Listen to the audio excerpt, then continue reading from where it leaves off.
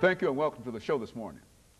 The topic this morning is the Institute of Applied Theology, and we're fortunate to have with us the director of the Institute, Swami Krishnapada. And Swami Krishnapada, let me welcome you to the show this morning.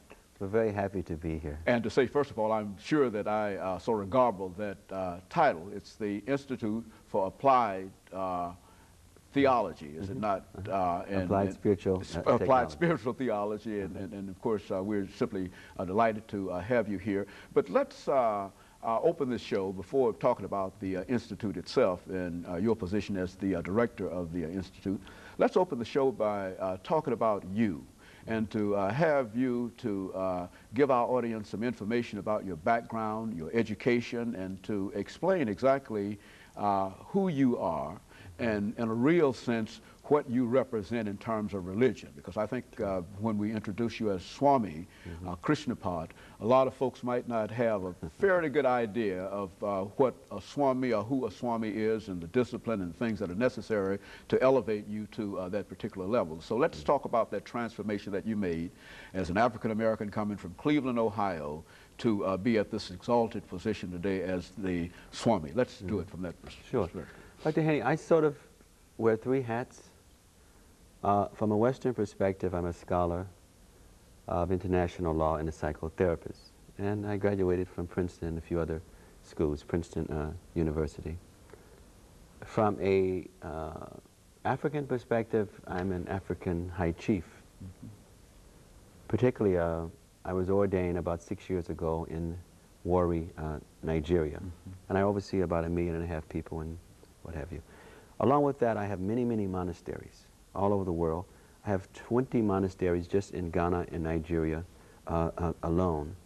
And so in those monasteries, we are connected with counseling services. We have farms, cottage industries. So the idea is sort of focusing on a life of spirituality and simplicity. As an African chief, I'm a consultant to many of the African leaders. I've been a consultant for maybe in the last 9 years or so to some heads of states in different countries. Several years back, I was working in connection with the United Nations, International Labor Organization, as a consultant in stress management, time management, and conflict resolution. Also here in America, various celebrities often call for my particular help. Now, from a Eastern perspective, I'm the only what's called Vaishnav guru, black Vaishnav guru in the world. I would imagine. So that allows me to involve myself in many world peace organizations. Particularly that's an Eastern perspective, so it's kind of dealing with the Vedic tradition, or what would be called sort of the Hindu family.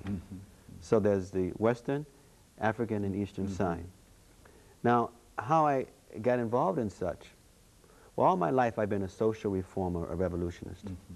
And at some point I began to realize that real change that was needed in the world could not be implemented just based on external transformations. There was a need for internal processing, internal growth.